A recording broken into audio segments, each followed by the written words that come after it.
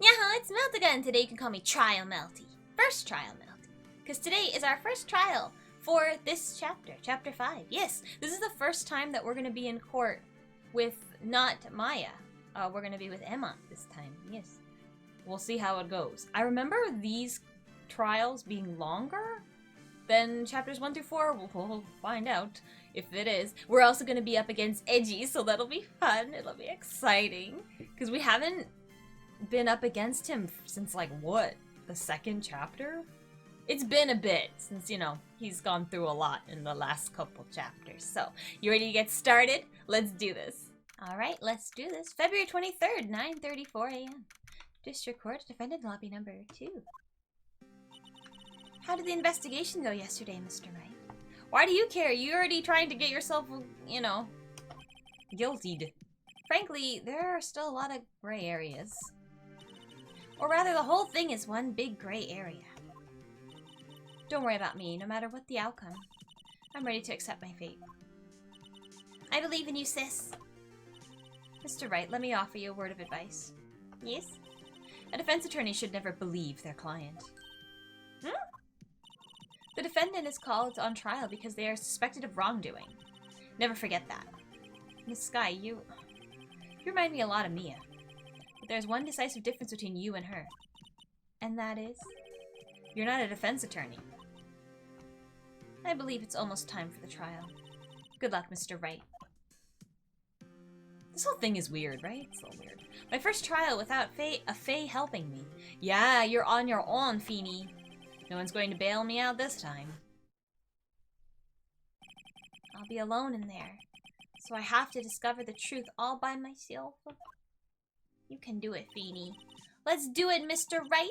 I'll be with you the whole way. So we're not alone. We still have a scrappy teenage sidekick. Okay, 10 a.m.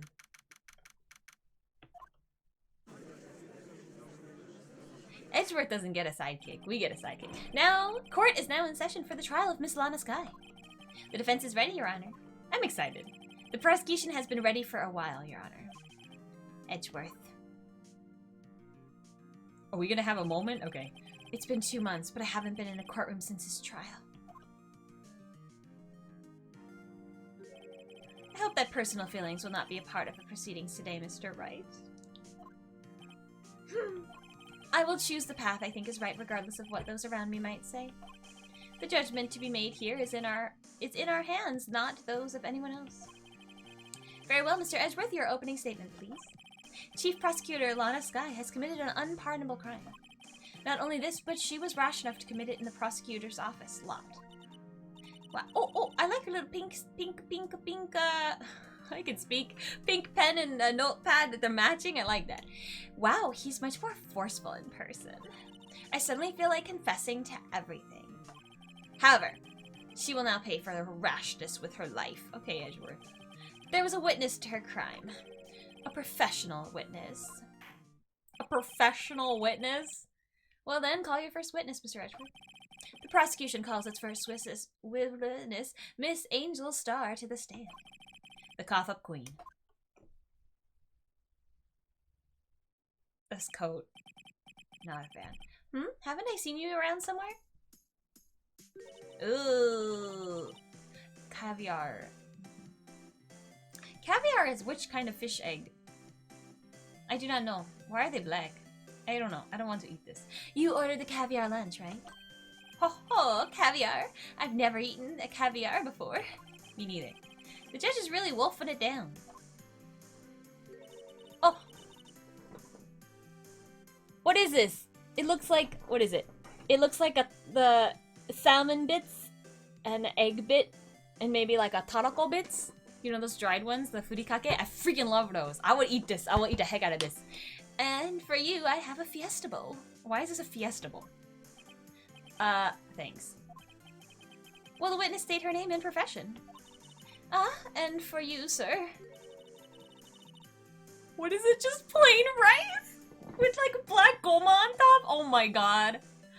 Oh my god. It's like getting decreased quality. Nah. And for you, sir, did you order the fingerprint lunchbox? It is too early for lunch. Your name and profession, please. It's never too early for rice. Well, Your Honor, how does it taste? So this is why everyone raves about caviar. It's so tasty, it hurts. I don't know. Does it? I like other fish eggs. Like, I'm a big fan of taroko. I like mentaiko. But those are, I don't know, is a caviar like, can't be pickled. That would be weird. It just, why does it look like that? It seems different than like those kind, right? Why isn't it in the sack? The egg sack, I mean, it sounds disgusting when you say it like that, but you know, like mentaiko taroko, they're in that little sausage-looking sack, and then you break the sausage open, and then the eggs come out, and it's super good. Not selling this well, it sounds so gross saying, just trust me, it's good, okay? I always thought caviar would taste like pickled tapioca. Nah, I can see why. What the heck does pickled tapioca taste like? I understand you, Judge. I got you, Judge. Name, profession, now. Edgeworth is not having the shenanigans. Come on, Edgy, you gotta loosen up, you gotta have a little fun. Me? The name is Angel Star. Don't go forgetting it. Angel Star feels like a stripper name, you know what I'm saying? I find myself running Lunchland these days. Is that what you wanted me to say, Mr. Edgeworth? Very well, witness. Please describe the incident to us. The prosecution will wait. I'm not finished eating. Hurry it up! Very well, Mr. Edgeworth. As you know, we usually call on the police to provide a description of the crime. Your Honor, as Mr. Edgeworth has said to the court, I am a professional. Huh? What exactly does that mean? Until 2 years ago, Miss Angel Star was a special investigator with the police. She was a first-rate homicide detective. This is sus. What? See, look at her cute notepad. Oh, and it matches her freaking watch. This girl's coordination. Gotta appreciate that. Miss Star was a detective? Aha! I know who you are. Cough up. Cough up, Queen Angel Star, Your Honor. Long time no see. Very well. You may continue with the description, Mrs. Star. Just who is this lady? If I might have the court's attention over here. Alright, here we go. I should save before we get into the shenanigans. The parking lot at the prosecutor's office is divided into 2 blocks. A block, oh my god. A block is for the prosecutor's first office personnel. Dumb. B block is for visitors and clients. A chain divider separates the 2 blocks. How little parking for visitors though, né? I know this is Japan, but come on. I suppose that's to keep visitors from taking up prosecutor spaces, yes? Yeah. Most places have this. Like workplaces, there's like a key card, you beep your key card, you park in that part, and then there's like an open lot for regular people, you know? The crime took place by the car in the back of A block in the car's trunk. The killer stabbed the victim with this knife and went to drive the body out. Okay. Unfortunately for her, there was a witness and an arrest was made on the spot. And who was this valiant witness? Why, it was me, Your Honor. Okay, we got the floor plans. Witness, did you see the very moment of the crime? Of course, Your Honor. Immediately after that, I apprehended the chief prosecutor. Seems rather cut and dry, doesn't it? Well, Mr. Wright? I can't agree on principle, Your Honor. It seems that some poor losers are unwilling to accept the truth, Your Honor. Shall I proceed to crush what little hope they have remaining? If you can, then give them your worst, Miss Star. Wait, are they talking about me? Yeah, Feeny, they're talking about you. Alright, here we go. Witness testimony. Somehow, I always knew a day like this would come. Why? I was on my way to deliver a lunchbox to my boyfriend when I sensed something. Perhaps it was my finely honed detective's intuition at work. That's an intense look. Through the wire fence, I saw the chief prosecutor standing next to a garish car. The chief prosecutor was holding a knife in her right hand. Then she thrust the pointy tip of the knife into Detective Goodman's chest. Do you think Star did it? I feel like it's too early if she did it, to accuse her. I don't understand. Bringing a lunchbox to your boyfriend, how touching. Did it have a rice in the shape of a heart? It better have. As you can see, there is no room for doubt. The key point of your testimony seems to be nothing other than The point of the knife, which you saw being stabbed into Detective Goodman. So, how does it feel to be so utterly crushed? I'm still thinking about that. It's merely a flesh wound, Mr. Wright. Very well, Mr. Wright. You may cross-examine the witness. Okay, I don't know. What do you guys think? Can't answer me, because by the time you watch this, it's already done. Let me save, and let me think about what we're gonna do. I'm gonna press, oh, hold on. We're gonna press this one, because I'm curious. How did you know? I respect the prosecutor's basic abhorrence of crime, yet their methods are ugly and twisted. Twisted methods will always lead to tragedy. The lunch lady's uninformed opinion is duly noted. Given that they are used to erasing inconvenient evidence at their whim. Killing off a detective that knew too much is merely an extension of that. Miss Starr, do you have something personal against prosecutors? I felt that I had found my dream job when I became an investigator. And if I hadn't been laid off by those prosecutors over there, I'd still be one. Laid off? She was fired. To me, prosecutors are nothing more than worms. That said, as a pro, I am a pro, you know. My testimony is unbiased and flawless. Very well. You make it to you. Okay. We got some important information. Hold on. Let me save. So I have no strategy, so we're gonna keep pressing everything, because I feel like it doesn't hurt to press everything. Get the information you can and see what goes on from there. This boyfriend, he's the detective? Not that boyfriend, the security guard. That boyfriend? You have several? Yes, this boyfriend, that boyfriend, the other boyfriend. Care to join? The yet another boyfriend position is still open for applicants. I'll stick with the lunches, thanks. Note to self, the judge had to think before replying. The security guard room is in the lot in A block.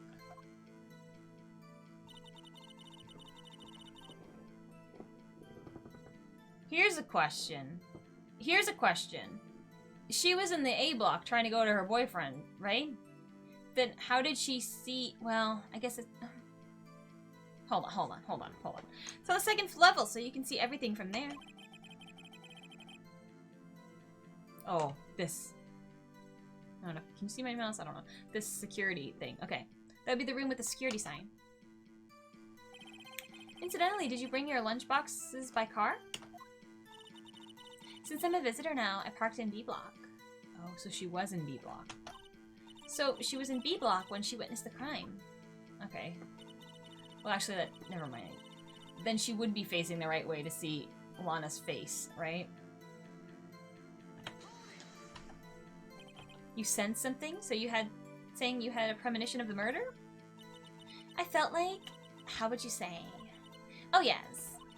It was like the feeling you get when you view a pumpkin chock full of seeds. I have no idea what that means. Speaking of detective's intuition, wasn't the victim Mr. Bruce Goodman also a detective? Yes, well, he was like a young cheese? A young cheese? A pale white cheese, not yet tangy with the experience on the streets. A greenhorn. Why can't you just say a greenhorn?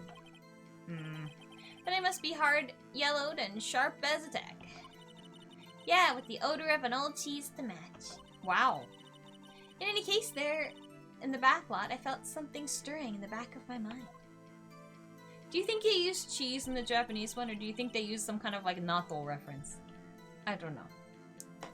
Through the wire fence, I saw Chief Prosecutor standing there. Okay. I don't know if this is a good strategy, but this is what I'm doing. By a garish car, you mean... Mr. Edgeworth's car, yes. Mr. Edgeworth's? Incidentally, the knife with which the victim was stabbed was also Mr. Edgeworth's, wasn't it? They would never let a prosecutor who had stuff involved in this case be the prosecutor attorney, right? Like, there's no way they would allow this. Indeed, it was. Don't worry about it. I'm just happy we're, like, canoodling with Edgy. What an odd case this is. And the person you saw, are you sure it was a defendant? I saw her from no further than 30 feet away. I am certain it was her. She's telling the truth. We're doomed. I feel like we don't have anything to go off of, right? Let's just do what we can. Even if we don't have any proof, we can always nitpick. Witness, in your testimony you clearly stated the following. Prosecutors are nothing more than worms. Oh, shoot. You are a biased witness. You might want to keep those silly opinions to yourself in the future, rookie. Huh? Rookie? Unless you're willing to risk the consequences of doubting me. I do like this character, though. Oh! She's fun, right? She goes from, like, ooh, to, like, serious with the flip of a hair. She got food. She's fun. I like her. I'll fry you like a fritter, crispy on the outside, chewy on the inside. That was inspiring. I believe I've heard the tagline elsewhere. You could cry plagiarism? Oh, I don't know.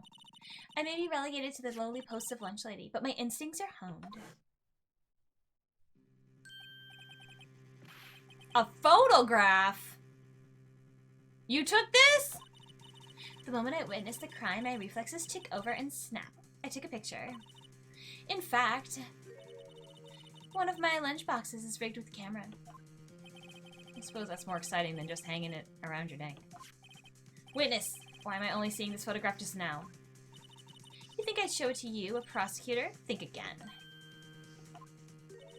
My boyfriend works in the photography division of a criminal affairs. Well, this is most certainly the defendant. Oh, this is not good. Why is she wearing the coat? Right? That's weird. Uh-oh. That is unmistakably Lana Skye. Alright, maybe she moved the body for somebody, but she didn't actually kill them. There's no way! This was all innocent, right? So what was the defendant doing at the time? Oh my god. I feel like that press was terrible.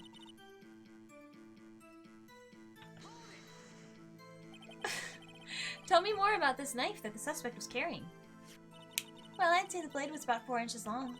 Is that right, Mr. Edgeworth? It is your knife after all. Yes, that's about right. Prosecutors are, by nature, well versed in the location of a man's vital organs. I'm sure it was easier than boiling an egg for my egg salad surprise set. You can't testify as to her ability to kill an egg. I mean, a person. Perhaps a chicken salad set would have been a better metaphor. So the defendant was holding a knife. What then? I'm literally pressing everything because I don't know what to do. Tell the court why you didn't try to stop this crime. You did see her raise the knife to strike, no? Why couldn't you be like, hey? The defense has a point. And even if she was worried like, oh, she would come and kill me, you had a fence in between you and her. Like, how is she gonna do that? She doesn't have a gun. She can't shoot you. Is she gonna try to stab with a 4-inch knife through a gate fence? She's not gonna hit you, girl. Unfortunately, by the time I realized what was going on, it was already too late. Too late? Yes, the next moment. The chief prosecutor brought down the murder weapon.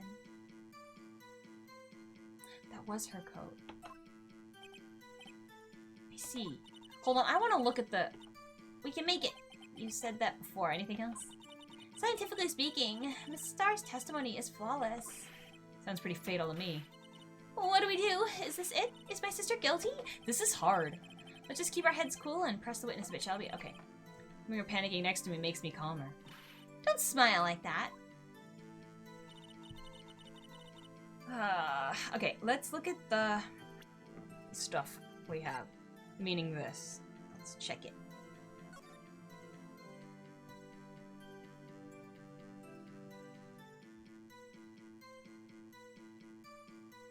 Man, I got nothing. I got nothing. So she was wearing that coat.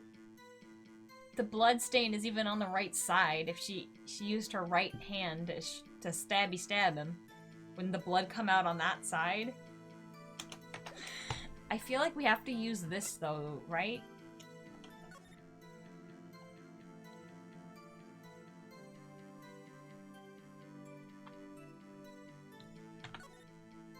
Because she would be able to see. It's not like she couldn't. Right? Because she was in front of the car. Yeah.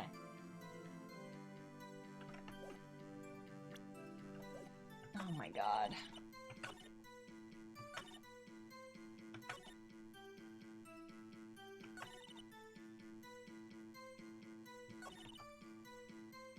She was holding it in her right hand, right?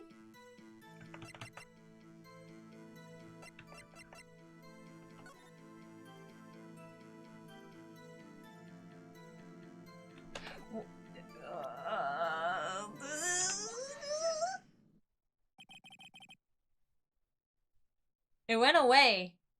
Okay, because I don't even think this is, I didn't think this is right, but I didn't know what else to do. But I figure we have new evidence. That evidence feels like we should present it here.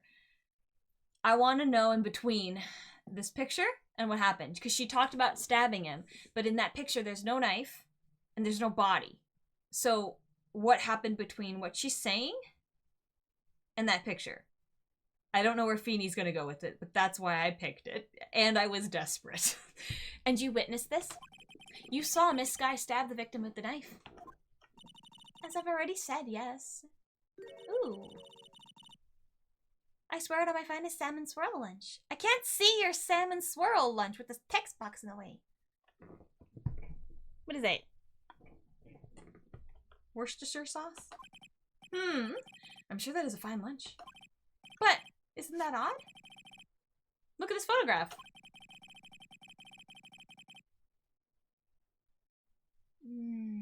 This is the photograph you took of the very moment of the crime, is it not?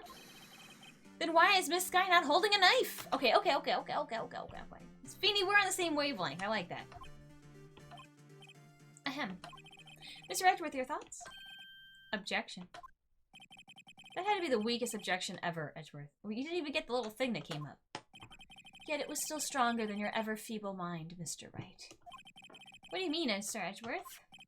This photograph was not taken the moment before the stabbing. It was taken the moment after the stabbing. I know, that's what I figured, but...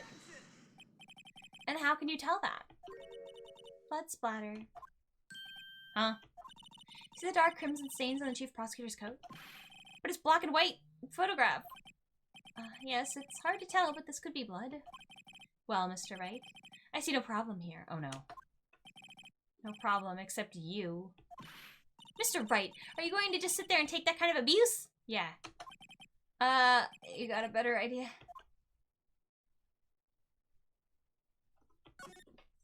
I don't know where we're going. Wait, that contradicts what the witness said in her testimony. How? Namely, that she took the picture the— Oh, yeah, that's true. She took the picture the moment she witnessed the crime. But even if she witnessed the crime and she was like, oh crap, let me get my camera and do it, that body would at least still be there. It would take a while to shove a body into a trunk, right? Especially like a big dude. Well, it seems I was slightly unclear. My apologies. That's it? If you run out of lunch, you order seconds. Problem solved. If you don't like it, try ordering a jumbo-sized lunch from the get-go. Good advice. I'm not sure I understood it, but good advice. I didn't have time to stop her. Prosecutor Sky was cold, calculating like a robot. I don't know, that expression is not very robotic. She killed without pain or remorse. It was premeditated murder. How do you know that? Premeditated. Yeah, how do you know? Look at the chief prosecutor's hands in that photograph. Well, are those gloves? Maybe she likes to be stylish. Okay, maybe she's a germaphobe. You don't know her life. Oh. I thought they were like leather gloves. Never mind. Surgical gloves made of thin... latex probably is what that sentence was. I accidentally pushed it twice. If it was not premeditated, she would not be wearing those gloves. Come on, Edgy.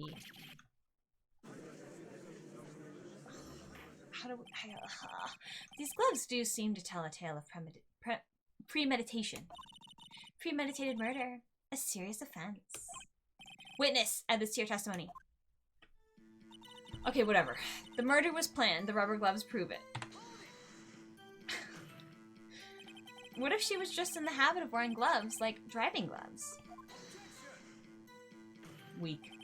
The gloves were admitted as evidence when the defendant was arrested. They were rubber gloves of the kind used for autopsies. In other words, when the chief prosecutor came to the crime scene, she came to do murder. It's the only possible conclusion one can make. Everything was planned and it was a premeditated crime. Oh, this is rough. Impressive. I'm sorry they took you off the force, Miss Star. This is bad. She's got them thinking this was all planned. If she can prove this claim, the trial's already over. I've got to think of a way to show that this wasn't premeditated. Oh my god.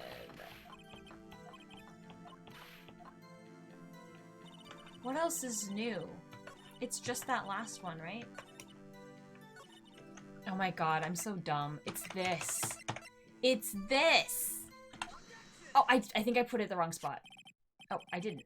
Witness, do you know what this is? Are you trying to test me? I sell box lunches for a living, you know? That's a knife. The knife. The knife that was in Mr. Edgeworth's trunk. Indeed, it is my knife. I understand. What's with this case? The bloody murder weapon, a red car, all belonging to the prosecutor there? The defendant is the chief prosecutor for the district, right? Mommy, are prosecutors bad people? The defense has a request. We ask that the witness provide an accurate testimony. What's that, Rookie? In your testimony, you stated that Lana Skye planned the murder, and that's why she was wearing those special gloves. Seems like a natural conclusion to me. The gloves do indicate planning. However, why would she not also prepare the most important thing, the murder weapon? Oh. The knife just happened to be in the trunk of that car. Ladies and gentlemen, if you're going to plan a murder, you don't forget the weapon. Yeah. I didn't notice. Oh! I didn't notice that. I had to get help. I didn't know. But that makes total sense. And it wasn't like Edgeworth's car was there for that long. Because I was looking at the evidence, and he checked in at like 5:12 or whatever, right? Great, now the tide is turning in our favor. Great show, Mr. Wright. My sister's as good as free. Right. I believe the next lunch you'll be eating is humble pie. Oh, look at you being sassy. What? I hope you aren't deluding yourself into thinking that the tide has turned. Not over such trifling detail. But this shoots a hole in the whole premeditated theory. Bah. The prosecution could care less if it was premeditated or not. The only one who seems to care is that lunch lady over there. The defendant, Lana Skye, murdered a detective with a knife. That is the only thing the prosecution need prove. Nothing else. Very good, Mr. Prosecutor. I suppose you think you're clever now. But you know as well as I do that she planned on killing him. It was planned. If it wasn't, why would she have been wearing? I believe I'd like to hear your testimony again. Witness, please tell us only what you saw, not what you thought. How dare you! My powers of deduction are not to be underestimated. Really now. Alright, here we go, here we go, here we go.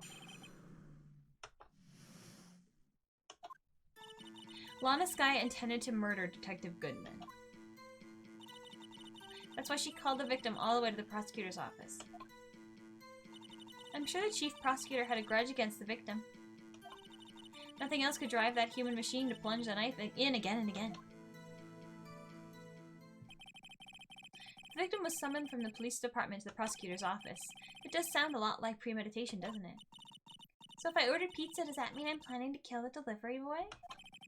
In any case, the defense may now cross-examine the witness. Alright, let's see.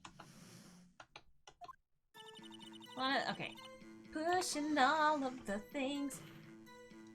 You said that, but you haven't told us how you know. That's what I'm about to tell you, Rookie. I believe what she said was just a mere prelude to the story she's about to tell. Try to interrupt her again. Rookie. Never interrupt a storyteller. It's like pulling a bun out of the oven half-baked. Something's half-baked here, alright, and it's you. Try not to confuse her, the defense witness. They're not very quick on their feet. Now, okay, great, just sass. Her actions speak for themselves. I think it's this, like, just because she called him doesn't mean she's gonna murder him. It's what What's-Her-Face said, Emma said. You have no proof that Miss Skye called him there. You have no proof that she didn't. Mr. Edgeworth, thoughts? There is no record of a call made on the defendant, Miss Lana Skye's phone. She might have written him a letter. Come on, you could have tried public phone first, at least. In any case, the victim came to the prosecutor's office where he was murdered. I'm sure he had a reason to be there. Witness? Why do you think it was a suspect who summoned the victim that day? Why? What kind of grudge? Well, I wouldn't know that. Of course you don't. That's because she didn't have a grudge. Rookie. I have a lunchbox here. Now, what's inside? How am I supposed to know? See? We agree there's a lunchbox here, but we don't know what's inside. A person's life is like a lunchbox with pretzels. Don't you agree? Why pretzels? I get it. That's why my lunch was so salty. This judge isn't very good with metaphors. The suspect had a grudge against Detective Goodman. Will you tell us your basis for thinking this? It's simple. I still feel like this is all conjecture, right? A human machine as a contradiction? That's what you're going off? Please. Can't you find fault with something of substance, Mr. Wright? Note to self, Mr. Edgeworth's eye smells like citrus fruit. Oh, okay. Well, you say again and again, how many times did you stab him exactly? We often say chop into 1,000 pieces, but we don't actually mean 1,000 pieces. What difference does it make if the deed is done? How come she's getting mad at me? Let's just say she stabbed him several times and leave it at that. Leave it at that? This is a murder case, people! Mr. Wright, you should speak up if you have an objection, you know? Mr. Starr had turned out to be short-tempered as she looked when we met her. Challenging her abilities as a detective really set her off. The short wick burns out the fastest. That's a scientific fact. I wonder, wouldn't it depend on the size of the candle? I mean, add more wax and even a really short wick will burn longer. Obviously, more scientific testing is required.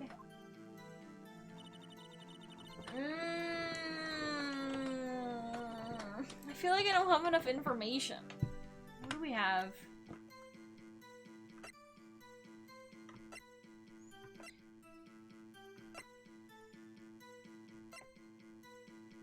One knife wound! One knife wound! Oh my god. Present this. This gotta be it, right? Yeah. The thing went away. You say she stabbed him again and again, but you couldn't have witnessed that. Are you testing me? Then I'll test you. With my moss surprise. I would like this, but not to eat, to keep. I like moss, it's very cute. I'm afraid the moss is growing under our feet as we wait, Miss Starr. What do you mean?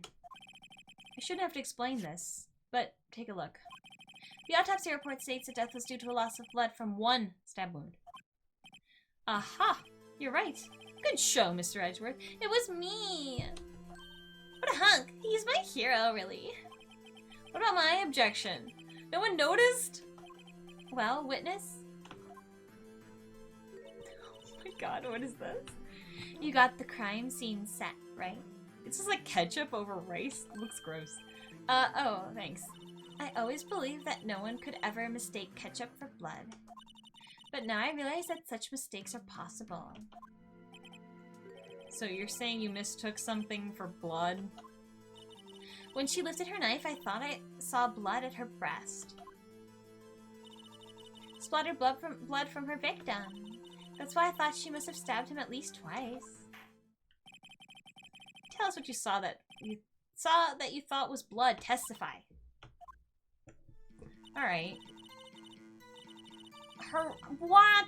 This is so lame. Her red muffler. Come on, girl. Yes, like a scarf. The chief prosecutor always wears one around her neck. So she can be easily hanged at a moment's notice, I suppose. She's right. This guy was wearing a red scarf, wasn't she? But wait, isn't it odd that you mistook that for splattered blood? Well, people often mistake my beard for a bib. Do they? A judge with a bib? That's why this place feels so much like a kindergarten sometimes. Actually, do think I saw some traces of blood on her chest.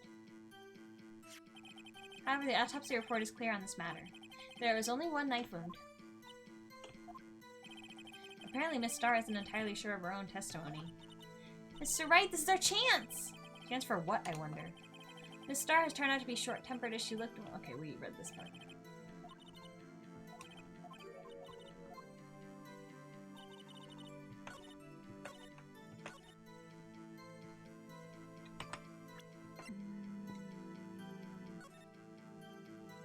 She wasn't wearing it.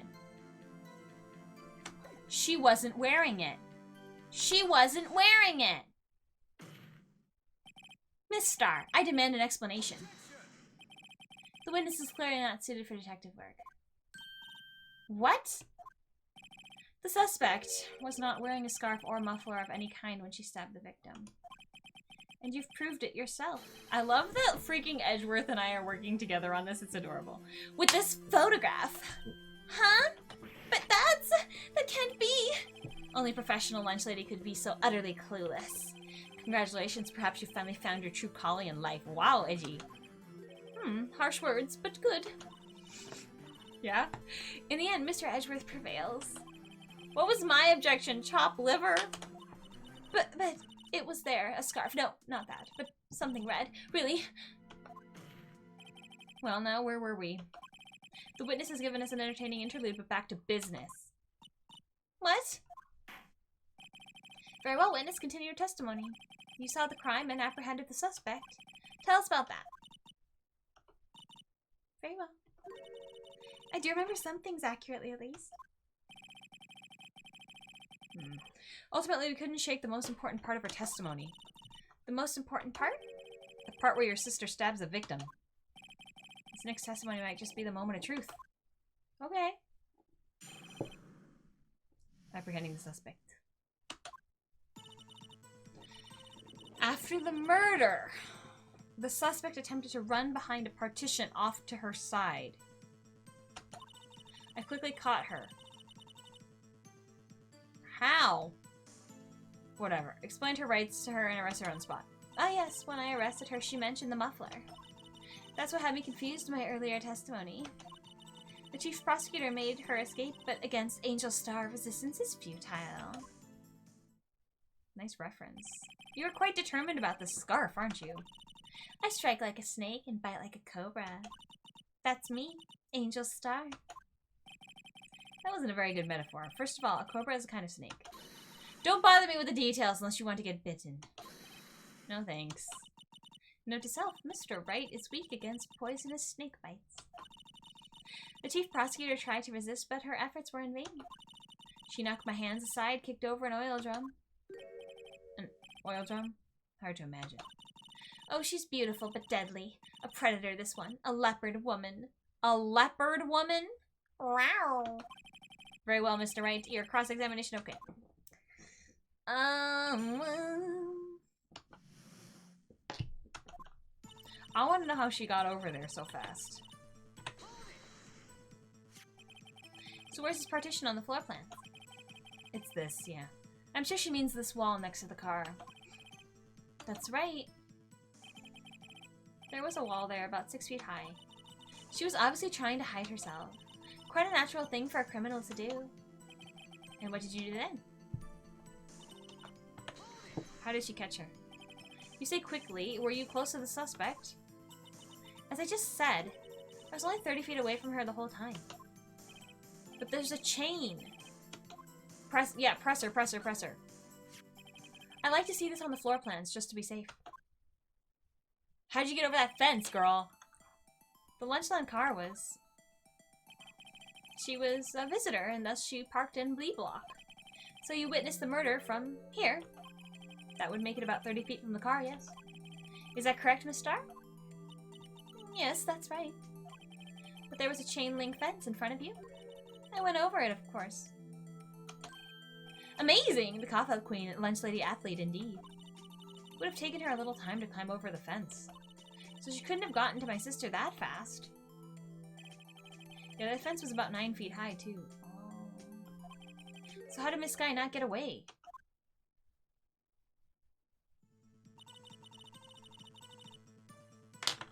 I feel like we gotta present something there, but hold on. She mentioned the muffler. What exactly did she say? If I remember exactly, I would have told you in my testimony.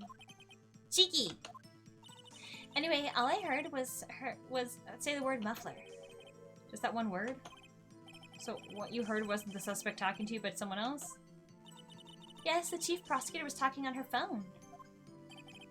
Her phone? She can't mean... By phone, do you mean this cell phone discovered at the crime scene? Yes, ultimately. Ultimately? My memory... It's like salmon heading upstream, you see. No, the court doesn't see, Miss Starr. The chief prosecutor first attempted to use the phone hanging on the wall. On the wall? That's right. Near the car, where there was an emergency phone on the wall. Apparently it was out of order. And so she used her cell phone? Indeed, the emergency phone was out of order that day. Good witnessing, witness. Good witnessing? Whatever happened to good testifying? Okay, add this to your testimony. Alright, alright. Things I do to please this rookie defense attorney.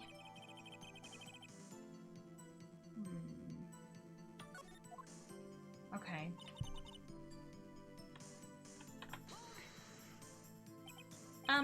Do you think you could restate your testimony for the court? Aha! I was going to ask the same thing. I only say this one time, so listen close, rookies.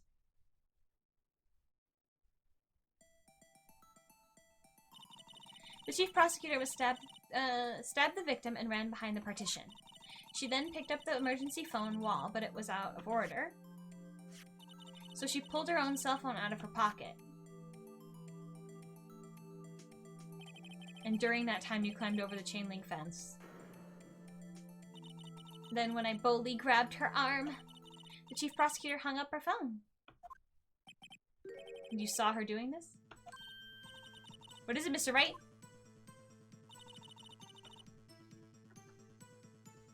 Shoot, where do I... She couldn't have seen any of that. Because she was on... There was a wall. I'm gonna risk it. We're gonna do it on this, and we're gonna present this.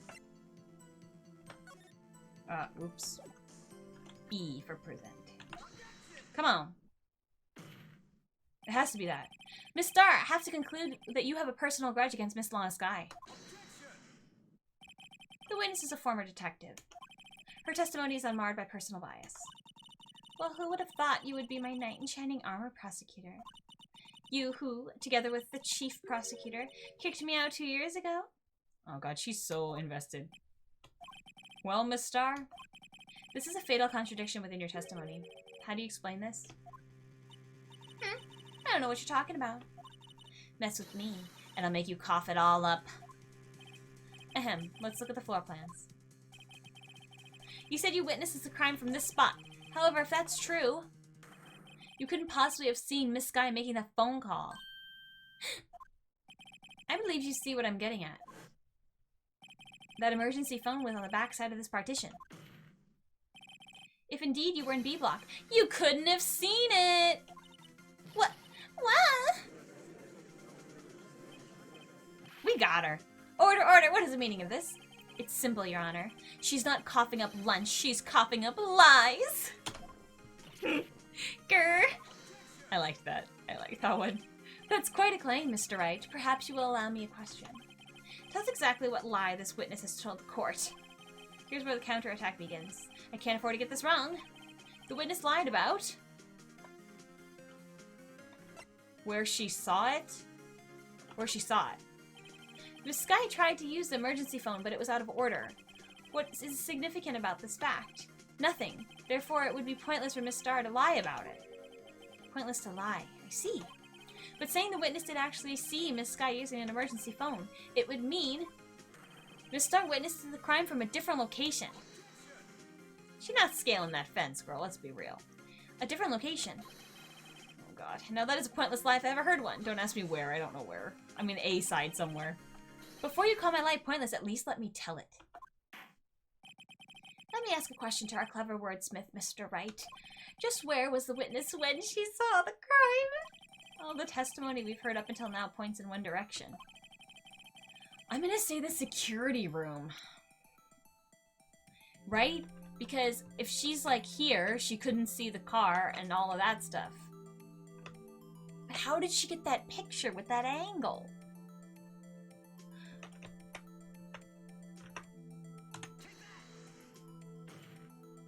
No, oh, yeah, it went away. This is the only place where she could have been. The security guard room. Indeed, the security room is under the parking, in the underground parking lot, is well positioned. It's built on the second floor so you can see the entire lot. She would have been able to see the emergency phone from there. But why there? There are many other places where she could have seen the phone. No. Not in this case, Your Honor. The witness not being part of the prosecutor's office couldn't park in A block. Oh yeah, that too. I mean, couldn't she have just gone down to that parking lot even if she couldn't park? The only place where she could have seen the crime in the back of the partition is here. Yeah, that was the point. I remember your testimony. You said you brought a lunch to your boyfriend in the security guard room, yes? Well, Miss Starr? How many years have I been getting the better of... Have I been getting the better of men? To think that the tables could be turned. Today a man has gotten the better of Angel Starr. Order! Order! Witness! What have you done? You used to be a detective. You should know better. I'm not turning back. The guilty will be punished. And I'll do what I must to make sure justice prevails. The guilty? Is she talking about Miss Skye? Mr. Wright, doesn't this strike you as odd? Why did Miss Starr lie? It doesn't make sense. Huh? She could have just said she saw the crime from the security guard station. It wouldn't change anything. Exactly. This photograph tells all. It was the defendant who stabbed the victim. That truth still stands, but how did she take that photo when she's on the other end? It still stands. I disagree, Mr. Edgeworth. What? If a witness is found to be lying, they're guilty of perjury. She knows this. She wouldn't risk that without a good reason. So tell us what her reason was, Mr. Wright. Me? Who else? Mr. Wright, let's review what we know.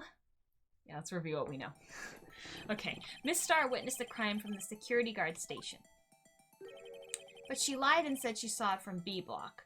I think she didn't take the picture, somebody else did. And she's pretending like she did. And that's why she's lying.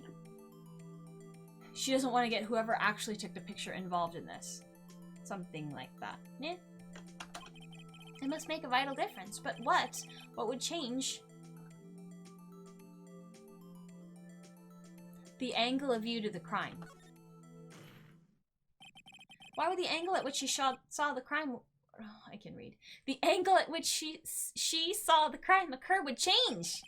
The angle? What do you mean? Well... The security guard station is on the second floor, and, she would have sort of a more 3D view of the crime. And this is important. Why? Because of the photo! Come on! Oh, God.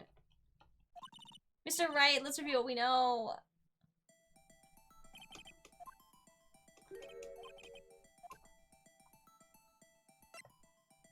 Distance to the crime? It changes the distance between her and the scene of the crime. My condolences, Mr. Wright, but one look at the floor plans and it's quite clear.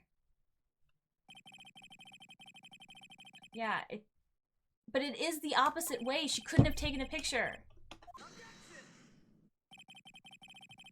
Okay, here we go. What she saw is not in question here. What matters is the time it would take her to reach the scene of the crime. Oh, okay, or that. That too. Miss Starr, you witnessed the crime from the security guard station. Now, how long did it take you to go from there to the scene of the crime where you arrested Miss Skye? Well, witness. You. Yes. You ordered the squid wheels, right? They look like little rubber bands. The quality of my lunches has gone from low to inedible. I was bringing a PB&J lunch with fresh boysenberry jam to my boyfriend. Boysenberry for the boyfriend. He wasn't in the station, so I waited. I witnessed a crime from the glass-walled station. Yeah, I was gonna say, there's probably stairs. It's not that far. And before I knew what I was doing, I found myself running towards the scene. But the door was locked. I couldn't open it. Oh.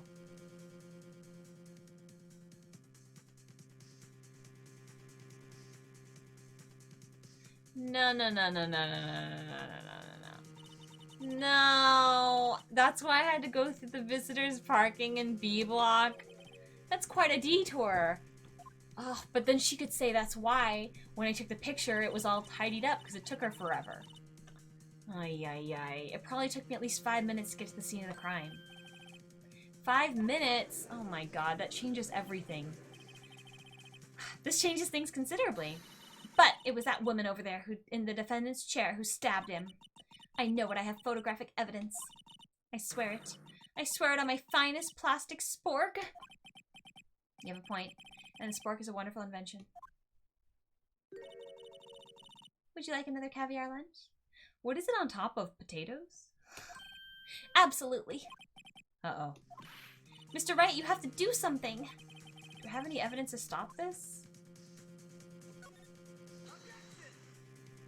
No, I don't feel like we do. 5 minutes between the witnessing of the murder and the arrest? Think about it. You could make pasta in that amount of time if you like it al dente. I've got lunchboxes that tie pasta into knots, rookie. A 5-minute blank. Isn't that strange? Strange? If you were a criminal, what would you do with 5 minutes, Your Honor? Well, I guess I'd flee the scene. Hey! Don't get the wrong idea. I didn't kill anyone. You're so dumb.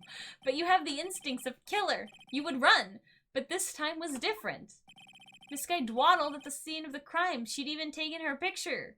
Even had her picture taken. Yeah, that's not gonna work. No true criminal would act this way. It's inconceivable. Especially when she wasn't on the phone. Like, she had a cell phone. She could walk and talk, girl. Yeah. Also, who's getting signal reception down in the freaking underground parking lot, girl? Well then, it seems we've come to the end of our testimony. Ooh! The witness had a grudge against the defendant, and the blank in her testimony.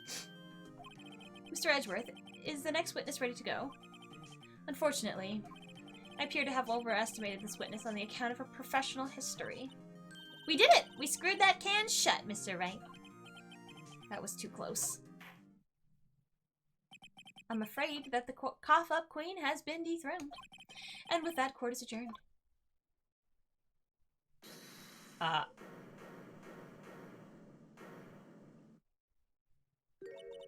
Mr. Edgeworth, you ordered the squid wheels, right? It's when she tried to foist off on me. I prefer not to take the defense team's leftovers. Anything else to say? I might be able to save you. I have decisive evidence. What was that? Is this another one of her trick lunch boxes? My apologies, but we have no further questions to ask of you, Miss Starr. Is this your jumbo lunchbox? Woohoo! A triple-decker! Out of deference for the witness's determination, I'll allow one more testimony. Let's hear about this decisive evidence. Dang it! Like the Lunchland motto says, you won't be disappointed. What's she going to pull out of her lunchbox this time? Are you for real? I'm mad. I thought we had it. I should have mentioned those 5 minutes when I wasn't looking at the crime scene. And now... She have a shoe? To the matter of the victim's shoe, did I not bring this up? 2 types of blood were found on the shoe. One was, of course, the victim's. And the other blood type matched that of the defendant, Miss Lana Skye. This shoe proves that it's flawless, decisive evidence. Just because it's the same blood type doesn't mean it's the same person, right? What? There was blood found on that shoe. Try Lunchland for all your lunch and decisive evidence needs. Witness that? What's the meaning of this? Why is this the first time I've heard of this evidence? Simple, as I've already said. I don't trust you with your evidence, Mr. Edgeworth. That's why I took the liberty of investigating this myself. And you had blood tests performed? Didn't I mention? I have 3 boyfriends in forensics. In any case, Your Honor, I can't accept this as evidence. What? You must know the 2 rules of evidence law. Rule number 1, no evidence shall be shown without the approval of the police department. In other words, this shoe is illegal evidence, at least for the time being. Is that right, Mr. Wright? It seems so. Edgeworth sure is celebrating. Not so fast, Mr. Edgeworth. Don't forget, I used to be a detective. As I mentioned previously, the shoe has already been tested by a member of Forensics Department. As you can see, it was approved by the police department as of today. Even the general public can produce official evidence, Mr. Edgeworth. Is that right, Mr. Wright? Seems so. Edgeworth is looking pretty sullen. You could at least study some evidence law, really. The prosecution's complaints notwithstanding, it appears this evidence satisfies the first rule of evidence law. However, it seems you have yet another count against you, witness. Anything to ensure the guilty are properly judged.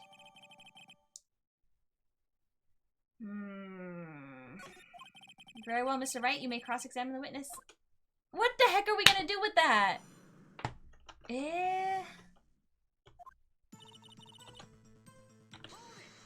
Where'd you get the shoe? Why did you lie about those 5 minutes? I guess you could say I just wanted people to look at the results. The results? How many times do I have to say this? I saw the chief prosecutor stab the victim before my very own eyes. Compared to that, a 5-minute blank means nothing. Then why didn't you just tell the truth? Don't make me laugh. We're dealing with the most untrustworthy of vile lot known as prosecutors. Falsified evidence, arranged testimonies, erasing and manipulating evidence. When you fight monsters, you need to use every trick in the book. This is when the suspect is admitting she did it. But false testimony is the most despicable crime of all, Miss Starr. Let's just get this over with.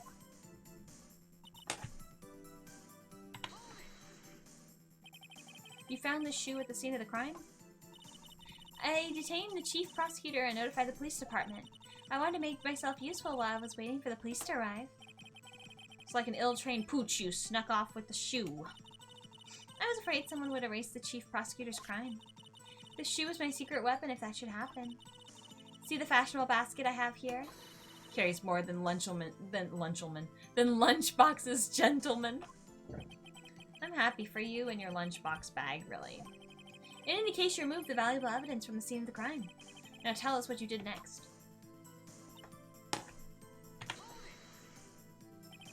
So you brought it to the forensics department?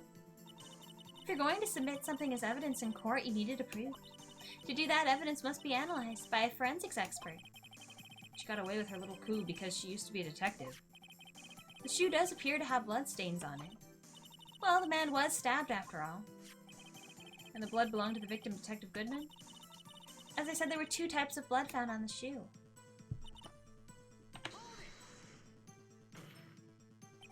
You can't say for sure that the blood belonged to the defendant with the blood test. You claim to know something about blood tests, rookie? Huh? Well, speak up. Well, blood comes in 4 types. A, B, O, and AB. Do you guys know your blood type? However, you can't tell from a blood test whether a murder was committed in cold blood. That's just a figure of speech, Mr. Wright. Actually, we can differentiate between millions of types with all the blood tests out there. Which means that we can more or less narrow any sample of blood down to just one person. Or so I hear. That's pretty specific. If I had a little more time, I would have gotten DNA test results. But they said there's very little doubt it could be anyone but Miss Lana Skies. So the suspect's blood was found on the victim's shoe.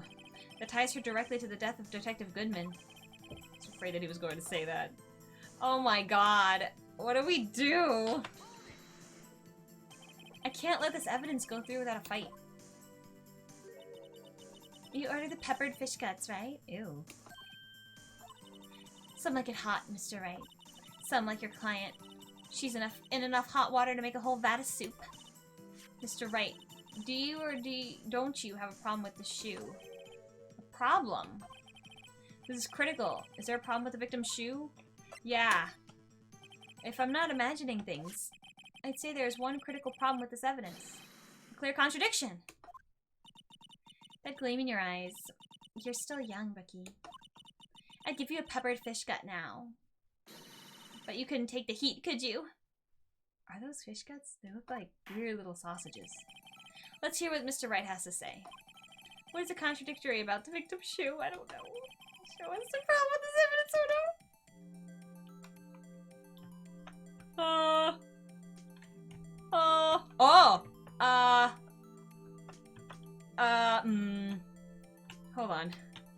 HN. We're gonna go with this. You know what? I'm dumb though. I should have looked at, as soon as the evidence was brought in, I need to look at it because I forget you have that moment of turning it and looking and snooping and, you know. I wonder if you noticed there's blood on the bottom of this shoe. Don't mess with me, rookie. Or it'll be your blood on the bottom of my shoe. Indeed, there is quite a bit of blood on the bottom of the shoe. It makes sense the victim was stabbed with a knife. What could possibly be contradictory about the blood on the bottom of his shoe? Oh, God.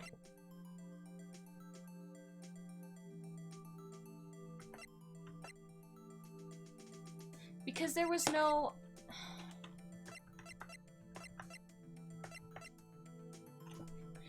I think what's contradictory about it is that... Although, I was gonna say there's no footprints, but where's he walking when he's getting stabbed?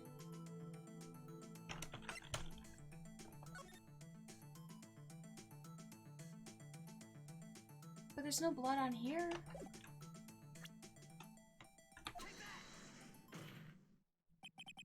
I'm always so scared when I present stuff because I'm not sure.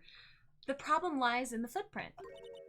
The footprint? There's also no blood on the floor of that picture, too, which is weird. You'd think there'd be blood on the floor. Note that the bottom of the victim's shoe was covered in blood. Then, isn't it strange? Why weren't there any bloody footprints or found by the scene of the crime? Aha! As you can see, there were no traces of any footprints at the scene of the crime, not even blood on the floor. That contradicts your claim about the shoe. This picture only shows part of the floor, so there could have been bloody footprints. Then where are they, Mr. Edgeworth? Because we checked the scene and found nothing of the sort! Order, order, order. Well, witness? What? Great going, Mr. Wright. But it's true that the lack of a footprint is a contradiction, but then we have to ask why there wasn't a footprint. Oh. That's true. There has to be a reason why there wasn't a footprint. Think, Mr. Wright, think. I don't know why it's not there. I'm just good at finding contradictions. What?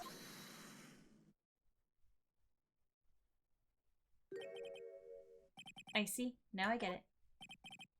Yeah, what? Our witness is more devious than I gave her credit for. We were hoodwinked into the very end. But she slipped. There is one vital hint to the truth in her testimony. What are you talking about? Think back to when she told us about apprehending the suspect. The chief prosecutor tried to resist, but her efforts were in vain. She knocked my hands aside, kicked over an oil drum. Oh, she's beautiful, but she's deadly. A predator, that woman, a lover woman, morale. I thought it was a strange thing for a normally cool-headed chief to do. No kidding. Now, witness, allow me to ask a very simple question. This oil drum, was it empty? Oh, that, I'm not sure I like your attitude, Mr. Edgeworth. Though apparently you're not the slowest conveyor belt in the lunchbox factory. Witness! Well? Was the oil drum empty? The oil drum kicked over by the chief prosecutor was brimming with water. So it washed the blood away. Oh no. What does that mean? Still don't get it, Mr. Wright. Do you want to know the reason she knocked it over? The real reason? Aha, you don't mean... Yeah, the suspect knocked over that oil drum for one reason and one reason alone. To erase the blood stains that would become evidence against her. What? So she kicked over the oil drum before she took the picture then? I thought it was after. That ties things up quite nicely. The blood stains left on the victim's shoe tie her quite clearly to this murder. Then after the deed was done, she knocked over the oil drum to erase the telltale signs. Why, that's prosecutor's specialty, erasing evidence. That reminds me, Miss Skye's right hand was hurt.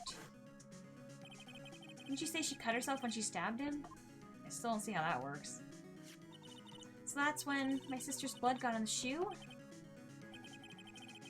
Well, I see no reason to prolong this trial. Mr. Wright, do something, please. What? What can I do? Your sister has confessed to the crime and she tried to conceal it. But... Enough. There is no need to further debate the verdict, Your Honor. Very well. But Angel Star is on the prosecution's side. She could have been lying about the water. This court finds the defendant listed on Sky. Oh, God. Well, something's gonna happen, isn't it?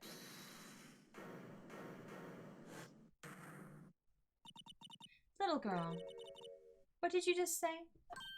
Huh? Me? Did you say that I, Angel Star, was on the prosecution's side? Well, yeah, you are. You're saying my sister hid evidence by erasing bloody footprints. Well, I thought you had your fill, but here you are demanding a second helping. Another lunchbox. A lunchbox called evidence. Wait, witness, don't tell me you have something else. This is insane. The time for deliberations is past. Any further comments and you'll be held in contempt of court. Your threats don't scare me. The cough-up queen. Look at this. This woman is out of control.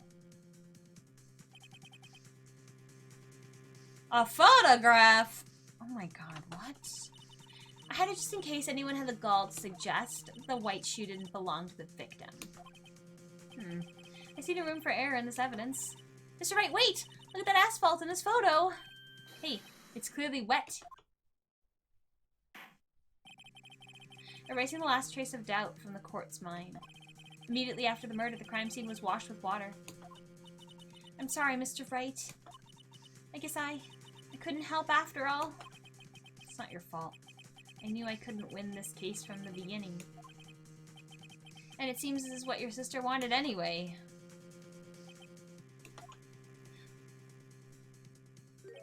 I'm sorry, Mia. Right, wet or not.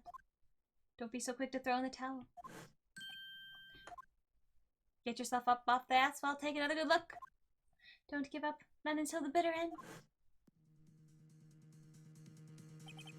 This is the last piece of evidence. Very well, this time I'd like to declare a verdict for good.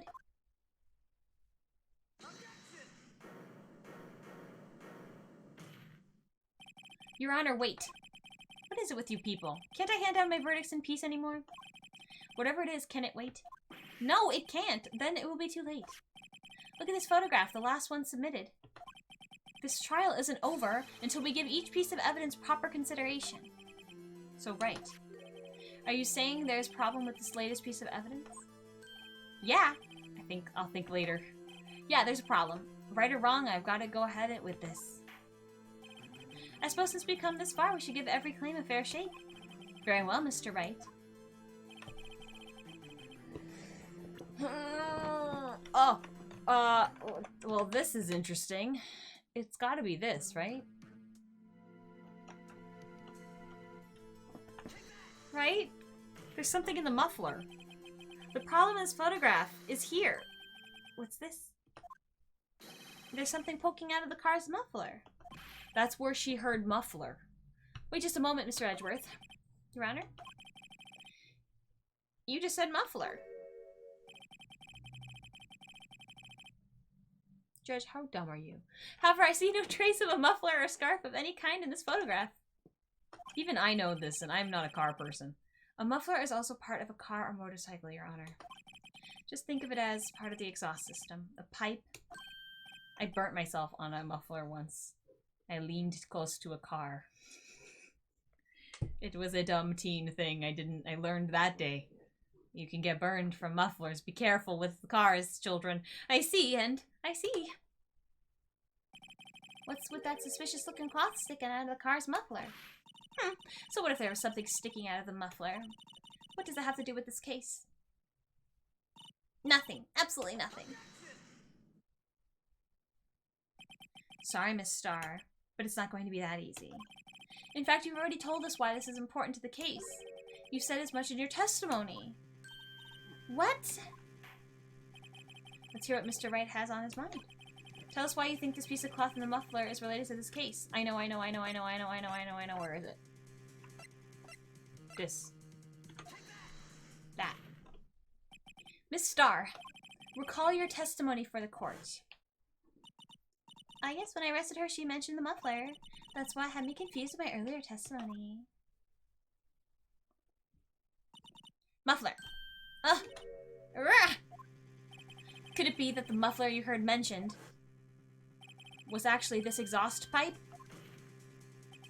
If so, that means this piece of cloth is vital evidence. Whoa!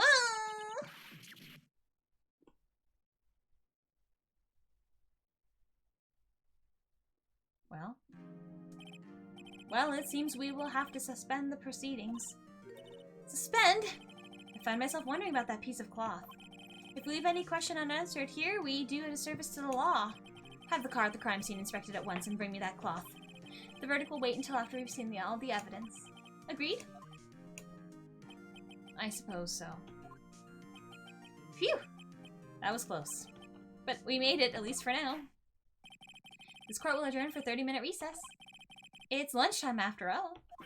He's still hungry. At least we have a lunch lady. To be continued.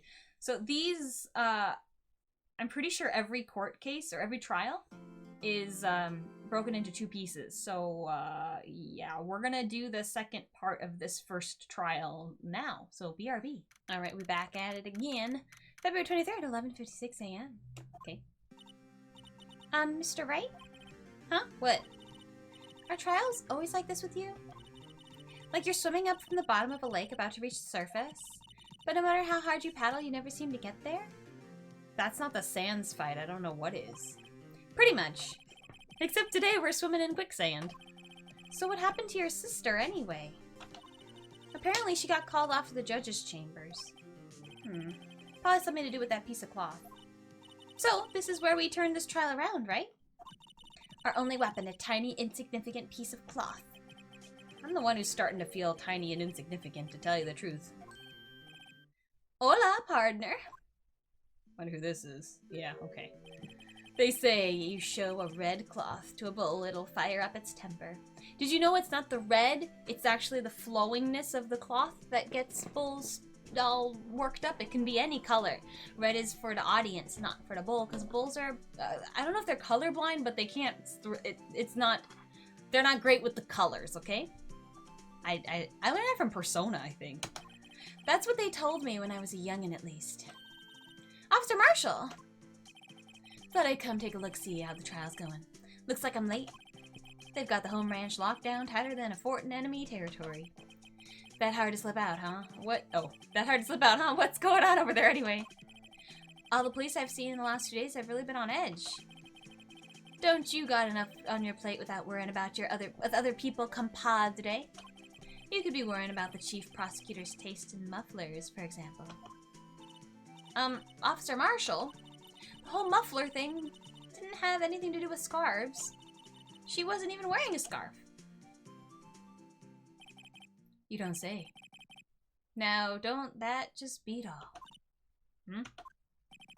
I've seen the red breeze blow at her slender neck many a time. I saw it on that day, too. She was wearing a red muffler. What? So she took it off, wrapped something in it, shoved it in the car thing. The car muffler. And that's when the photo was taken? And afterward, at the award ceremony that afternoon, Edgeworth seen it too, I'd reckon. What does that mean? It just means she took it off, right? In the photograph taken at the crime scene, she wasn't wearing a scarf. It's in the muffler. The muffler's in the muffler. So Miss Starr wasn't mistaken. Well, it's about time. Remember, partner, sometimes you gotta grab the bull by the horns. And sometimes you gotta let that bull go where it will. Time will tell. Ugh, I have a bad feeling about this. So what are we swimming in now, Mr. Wright? If it's steak sauce, I can hook you up with some fine ribs. Ooh-wee. Ribs. No. I don't even like steak sauce. Wait. I don't know. I don't think I've ever had A1.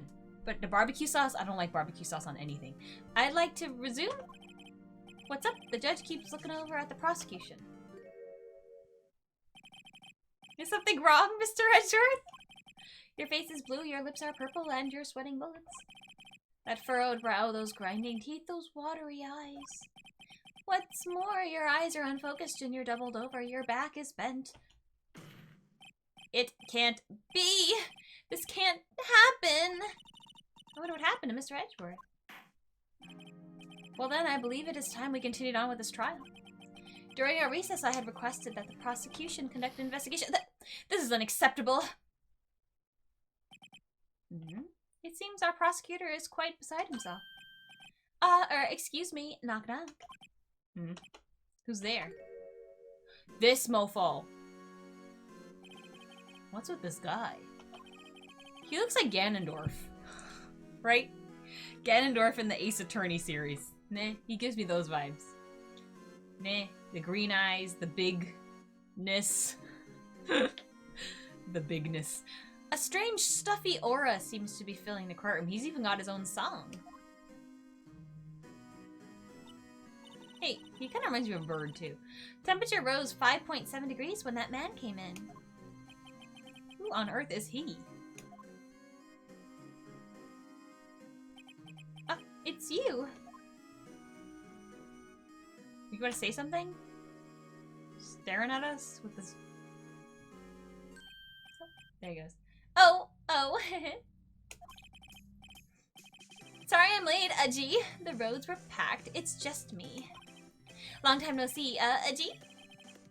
He's clapping. Swim much these days? Hello. No, I've been so busy. Busy, schmizzy, Ajee, my boy. You have to make time to relax. Yes, indeed. Ajee seems to be his nickname for the judge.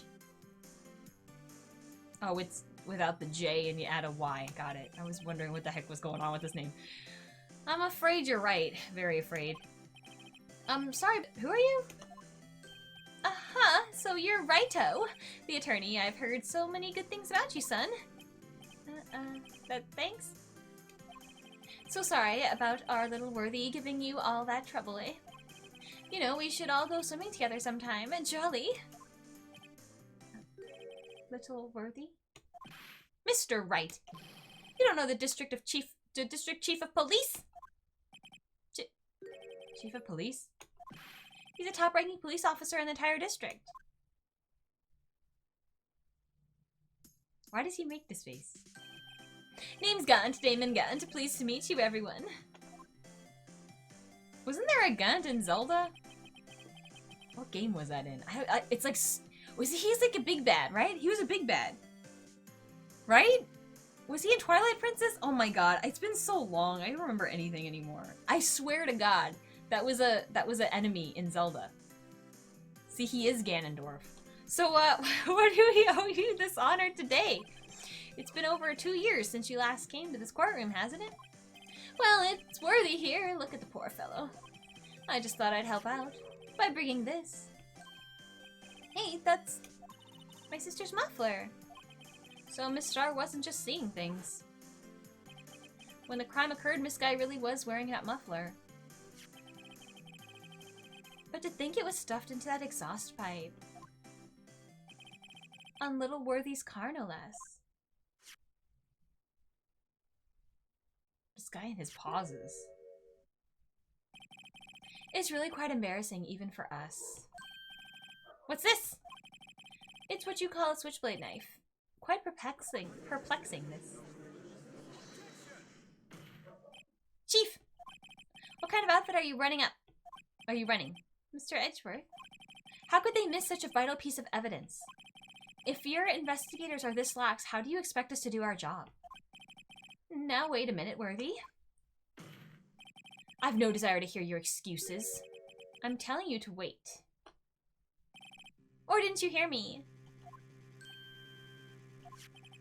Have a look at this document where it says person in charge of investigation. There's no mistaking that signature, is there? Miles Edgeworth? That's not fair. On the day of the crime, I had your head in the clouds because you got that award. I know how you feel. But you're the person in charge. I'll expect a written apology. What? Are you serious? Don't be too upset. We'll find a way to clean up this mess that you made. This is the first time I've seen Mr. Edgeworth at a loss for words. This kind of major blunder is unlike you, Mr. Edgeworth. Gah! The court accepts this new evidence. But I'd like to ask the defense a favor first. Yes. Just to be sure, I'd like to take a look at the blade of this knife. Blade, Your Honor? Well, I don't see why not. Could you open it for me, I wonder? Yes, well, I think all I have to do is push that switch in. If I cut my finger, Mr. Wright, I wouldn't be able to pound my gavel anymore. Yeah, but if I cut my finger, I won't be able to point it at people anymore. You guys are very dramatic. Come on, just hurry up and open it! Oh, it's doing it for me. It feels weird when it's like possessed movements. I was gonna say, since... Oh, I think we should just look at all these kind of evidence from this point on, you know? What does this say? Wait, there we go. There's a small tag on this knife. It seems to say SL9-2. What does that mean? Well, I've heard something similar, like DL6. Yeah, DL6 or the DL6 incident fame. But it's strange. Huh? What is? I'm not certain, but I get the feeling I've seen this somewhere before. Letters like this are letters that looked a lot like this somehow? Okay, well hold on there. Miss Thing. There's like, what the heck is this stain? B? Nope. N. See, there's like that, this like weird, gross, smudgy stuff. Anyway, let's just open it. Wah! Don't scare me like that! I'm the one who's scared. Look at this knife blade. The tip is broken off. I think it depends on state, but I'm pretty sure you're not allowed to have this kind of, like, I don't know. You know those like crazy boots that have like, you can kick, and if you push a button, it, like a little knife will come out of the shoe? Any kind of like spy-related materials, you know, where it's like concealed knives are not allowed in California, at least. Nah. So you have to be careful. There's like certain knives that are allowed and certain ones that aren't. I don't think this kind is allowed. So if you're coming to California or you're going to live here, know this so don't get in trouble, please. The tip is broken off. And this dark red stained blood. Switchblade knife added to court record. This does not excuse the actions of the police department. I would like to hear an explanation from the chief of police himself. I'm terribly sorry, but could I ask you to testify for us? About the split between the prosecutors and the police and this knife. Yeah, what the heck is going on? Sure thing, not a problem. Not even a little one, really.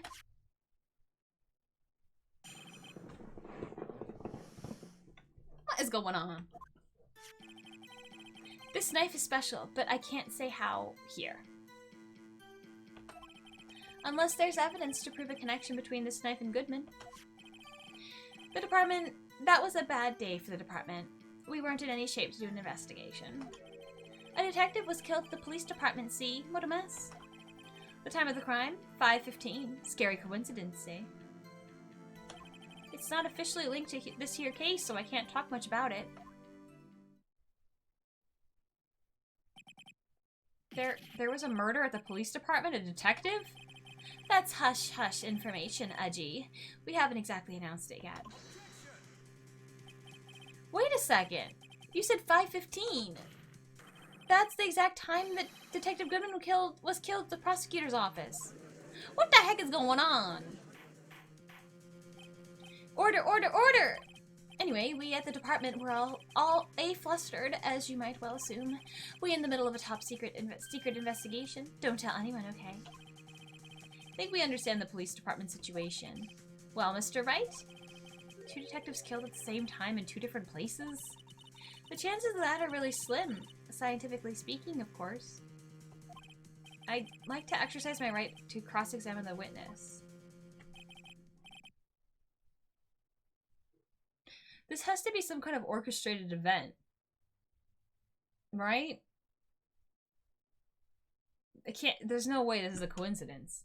And maybe somebody was killed at the police department to cause a stir so the police would be like focused on more in their area and people couldn't get out to the other one? This is very weird. Very well, however, keep your questions focused on the case at hand. I think I know. He said, hold on. I don't even think I need to press. I think I know. Yeah. Hold on, let me just check this. Yeah, it's upside down. SL9. 221. Cause the thing was, cause Emma was like, oh, this looks familiar. I feel like I've seen these numbers. This is the only weird thing that we don't know what it was. And this was the date of the crime was 2/21. 2/21. I don't really know anything else, but let's do that then. Please be right. Okay. Wait a second. Ah, at last, an honest-to-goodness objection. This knife. This has to be something to do with Detective Goodman. What do you mean? So this knife was maybe the murder weapon for the person that was the detective that was killed at the police department? Something? An honest-to-goodness, what do you mean from Aji? This is great. Look at the tag on this knife. It reads SL9 too. And this is important. Why? Over here we also have a memo that was on the body of the victim. What's this? 6 minus 7 S12 2. Your Honor. It's upside down. Upside. The printed name on the memo makes it look like it's right side up. But turn it around and what do you get? Ta-dum. Aha! Whoever wrote this note was holding the paper upside down. SL9. That's the same thing that's written on the knife's tag. Order, order. Well, Chief? Oh well. I guess the cat's out of the bag. You win, righto. I win? What game is this guy playing? Well, now what? That was like the only thing I had going for me. This knife was evidence in a case. It was stolen from the department's evidence room. Now what? So this knife was stolen? Yes, but on the day of the murder. It was evidence, you say. Was it in fact a murder weapon? Nice, nice, nice. Good show, little worthy. It was a murder weapon, as it happens. It was evidence from a case long since solved.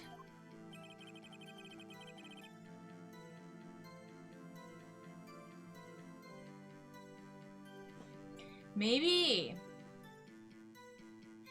Goodman and this other person who got killed, they were investigating SL9, and SL9 was like, let's say Joe Schmo was convicted in jail or something, but maybe Joe Schmo didn't actually do it, and it was somebody else. And those two were investigating that, and that person was like, no, no, no, and they killed them and covered it up. Something like that? I mean, what else, right? I don't know. It was found in the exhaust pipe of Edgeworth's car. Maybe Lana and Goodman were working together, and Lana was supposed to get killed too or something. Something. But then why wouldn't she just say that? I don't know. This is all weird. Hard to think there isn't a connection there.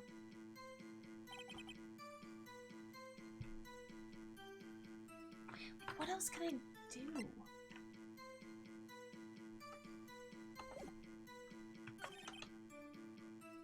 Let's push this. On the same day the detective was killed in the prosecutor's parking lot, another detective was killed at the police department? That's a fact. Surprising, isn't it, Edgy? I'm at a loss for words. And the perpetrator? Do you have a suspect? Well, there was a suspect. Just arrested him, in fact. Just arrested. That was quick. But there's still a lot of unanswered questions. Maybe you could help, righto. Suppose I could help if you help me by giving me data on your case. Oh, good one. This kid's sharp. Okay, here's the deal. I'll tell you one thing and one thing only.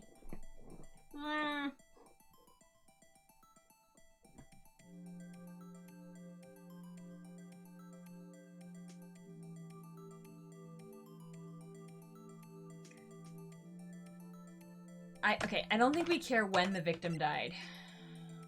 It happened around 5:15. I think what's more pressing is how they were killed or where they were found. Maybe I'm gonna go with where were they found. So tell me, where was the victim found?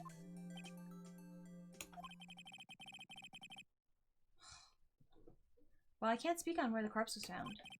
But I can say the crime took place in the evidence room. Okay, evidence room at the police department. See, I think people were trying to look into some. It's kind of like Von Karma, and he like tased us. I think it's a similar thing. Detectives were poking into business, looking into something that was maybe covered up or something like that, and they got killed for doing it. The evidence room. Wait a second, I have heard of that. The evidence room. Didn't he mention that in his testimony just now? The knife was evidence in the case. It was stolen from the department's evidence room. There's a connection between the two cases. You seem happy, Mr. Wright. Happy? We just got handed our ticket to go to town on this case. With the link between the two cases established, we finally have some leverage. Now we can get Gant to testify about the details.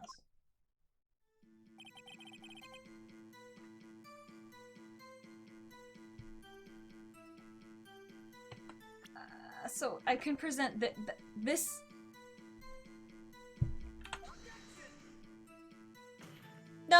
Nope, that was wrong. Okay, because they just said this is how they're tied, but where do I push and what do I show?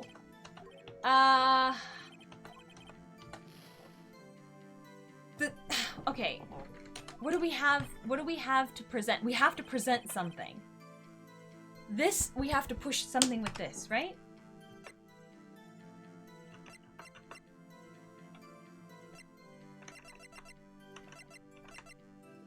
What the hell are we presenting?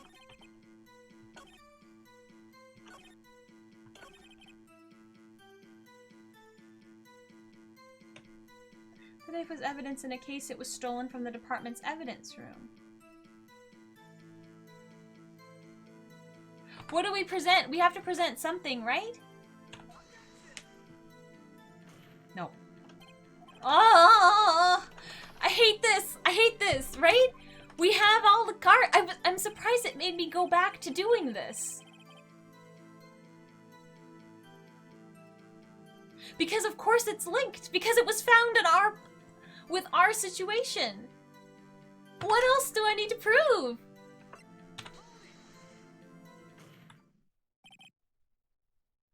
Do we just have to press again? Are you for real? Chief, the defense position is simply this.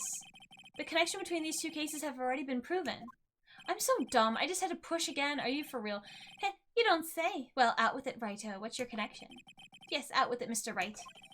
The connection is a place mentioned in the testimony we just heard. The knife found in the lot was stolen from the police department's evidence room. Not to mention the victim had on him the case number of the knife's evidence tag.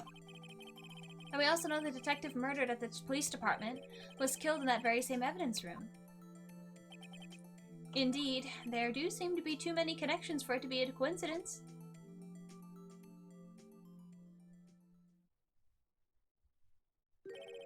You two make a good pair. That's what I've been saying, Gant. That's what I've been saying. Finally, somebody gets it. It took my men 2 days to find out what you deduced right there.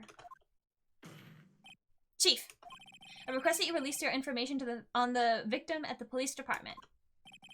See, that's the tricky part. It hasn't been announced yet and all. Can we get the information? Unofficially?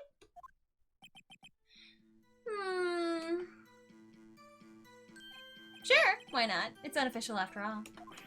What, really? Who would have guessed? I'll cooperate, but I can't reveal the name of the victim at the department, okay? If you're going to tell us a little, why not tell us everything? Well, case information is sticky stuff. You have to do everything properly. Oh well, I guess I might as well try out. Okay,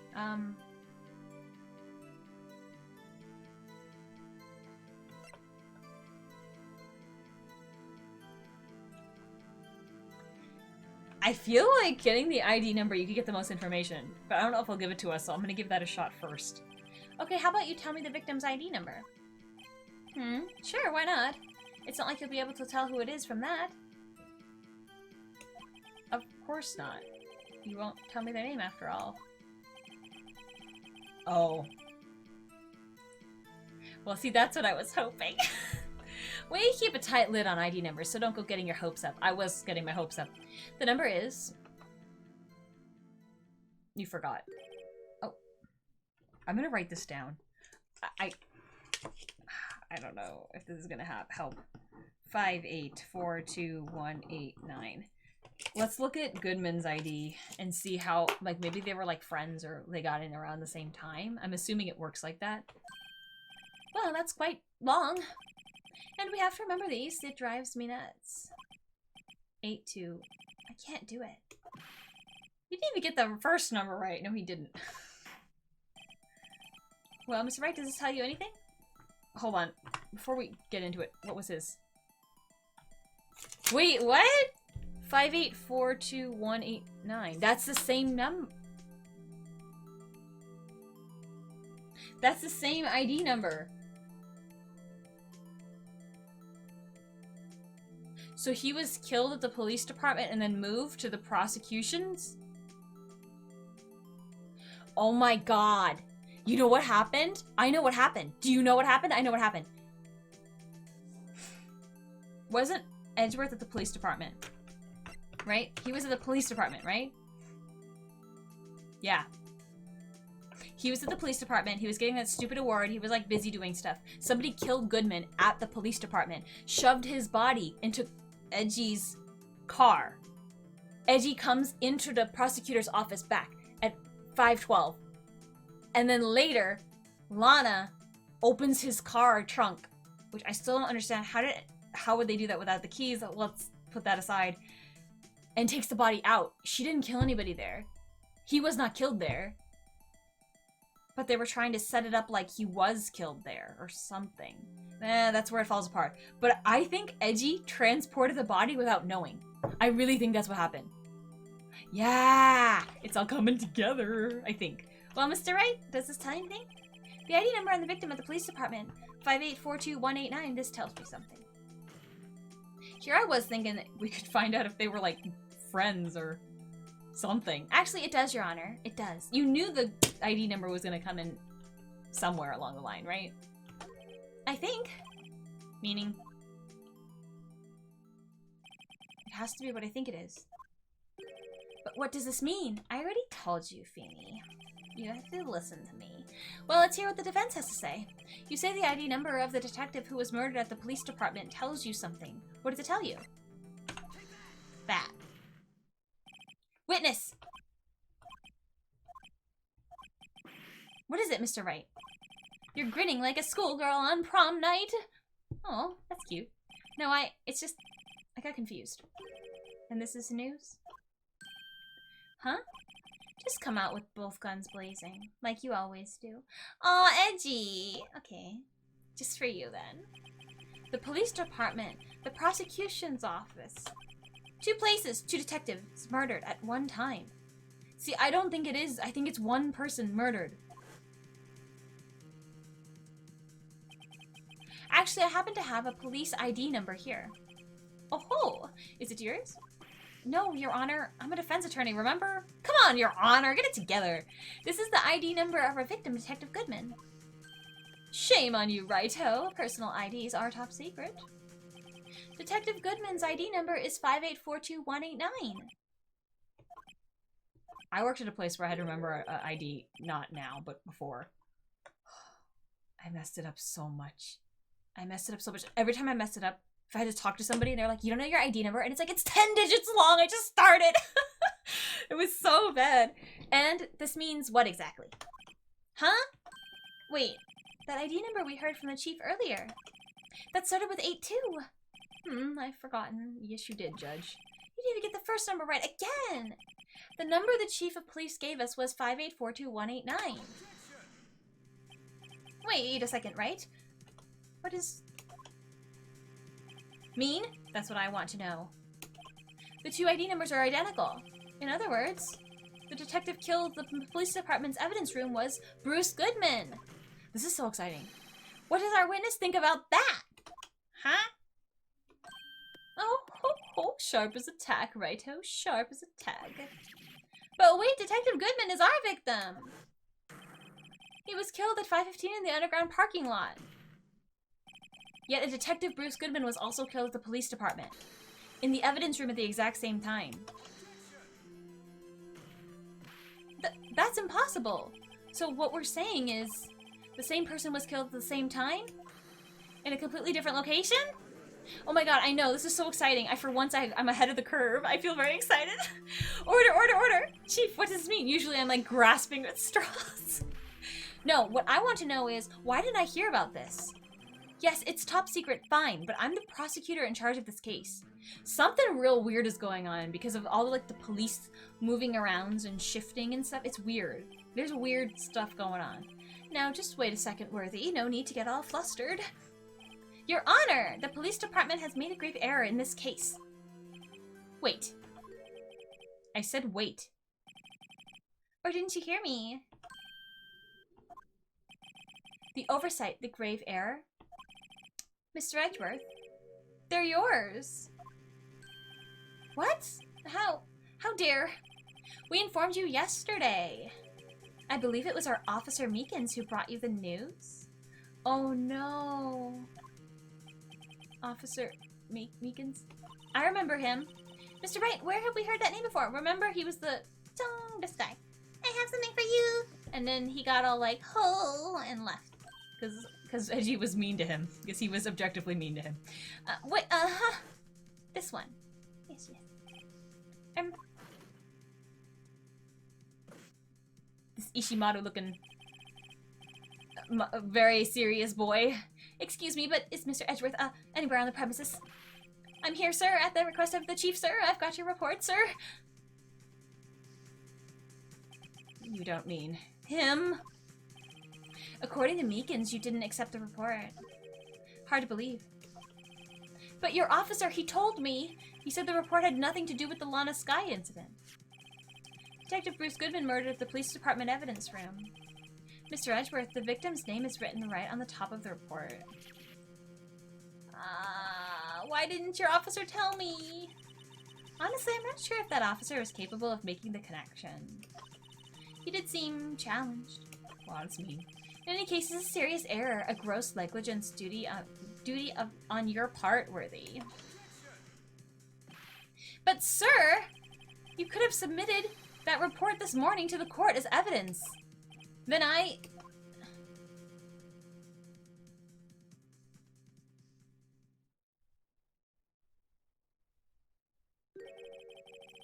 no such luck this time, Worthy.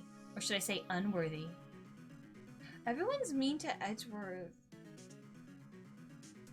Everyone's mean to Edgeworth. I don't like this. What? Now what was the second rule of evidence law? Well, Mr. Wright?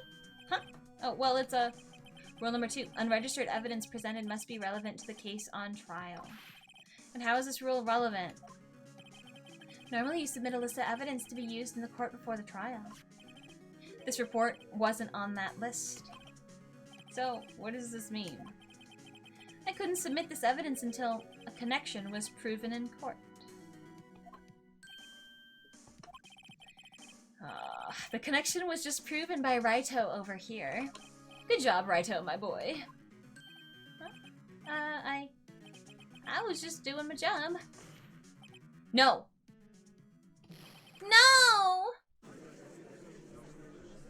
You know what I don't like about Gunt? Is he's wearing an orange suit and a red cross tie thing, but then he has the pink glasses. And it's like, that doesn't go with your outfit. What are you doing? The pink and the green eyes look good together. But like, why do you have an orange suit? Anyway, it seems we have come to the end of this trial. Oh, this was quick. I know you're going through a tough time, Worthy. What with all those rumors? This one is mean. He's mean. He's mean, right? He's really mean. Edgy's on the floor and he's like, let me step on you some more and let me remind everybody about your failures. Like, he's mean. This guy is mean. You were even in the defendant's chair just this past December. I apologize for this terrible lack of due diligence on my part. Mr. Edgeworth, please, just give me one day. I'll get to the bottom of what happened. If it's the last thing I do. You better get results this time, really. You have my profound apologies, sir. Poor Mr. Edgeworth. Yeah, I feel the same, Emma. Me too. I don't think there's ever been an error this serious in the history of this court. I will grant one further day as prosecution has requested it. Will that be sufficient, Mr. Edgeworth? Yes, Your Honor. Thank you. Whatever your punishment for this is, for your sake, I hope it's not decisive. Very well, court is adjourned. Oh. Alright, well. What a bummer place to leave this VOD. I feel sad. I feel sad! Poor Edgy! So that's it for today. I hope you enjoyed. I did. This was fun. This was a good one. I got stuck with the Edgeworth's knife and how was it premeditated when it was just in his car and all that stuff. I got stuck with that for sure. But I don't know. I liked this one. It was fun. It was exciting, and for once I was ahead. Pretty ahead. Feels good. Feels good. Yeah. I think Gant is suspicious. Very suspicious. Because he's the head of the police department, and there is some shenanigans going on with the cops right now. What the heck is going on? We don't know. He also seems to be really angry. He seems to be really, really angry at Edgeworth, and like really passive. Like he likes, there's a part of him that really enjoys stepping on him. Nah? I wonder if he's mad about the Von Karma stuff.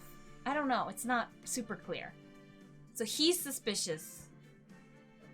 That's kind of all we have, though. I don't know. I'm not saying he did it, but I don't even know if he killed anybody. But maybe he's helping the person who killed this person cover up the stuff, or maybe he did it. I don't know. I kind of think he wouldn't. I don't think he did. I think somebody else did. Maybe on his orders, maybe not. But he was like, hey, this is an opportunity to make Edgeworth look stupid. Let's do it, or something. I don't know. I definitely think that body was in Edgeworth's car and he transported it without knowing. But I'm tired of it being another case where Edgy just gets demoralized and feels terrible about everything. Like, the boy has suffered enough, you know? Poor thing! But yeah, it'll be exciting. So this is the next investigation. This one's pretty long. So I think what we're gonna do is we're gonna break up investigations in their own VOD. And then like we did today, because I'm pretty sure all trials... I don't know, I'll look it up. But I'm pretty sure every trial in this case is broken into 2 pieces. So we'll have a smaller VOD of investigation and then a heftier VOD of the 2 different trials on the same day. Because I think that's more important that they're together. Unless it's super, super long. But it should be okay to do it this way. This time, this part 2 of the trial was pretty short. So I think this is a regularly sized VOD, if I had to guess. I'm not quite sure. But yeah, anyway, so until I see you whenever I see you next, remember to be kind to others, especially yourself. Take care and I'll see you later. Okay, bye-bye!